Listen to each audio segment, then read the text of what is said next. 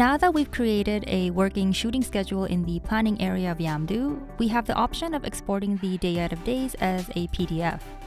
There are several export options here. For instance, we can get a day out of days for characters, sets, production design elements, animals, character outfits, and even VFX.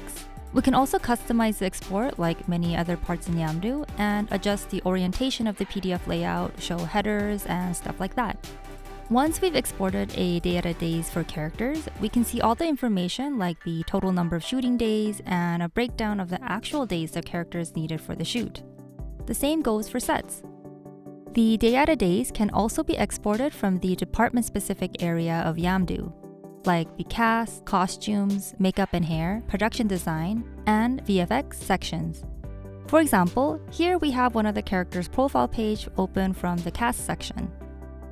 And in here, we'll be able to download their day out of days to find out how many days and scenes this character is actually in. Or we can have a quick look by scrolling down to the day out of days section to get the same information right away.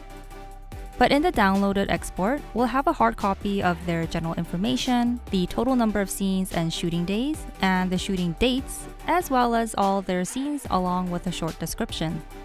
That was a quick look at exporting day out of days in Yamdu. Stay tuned for more tutorials.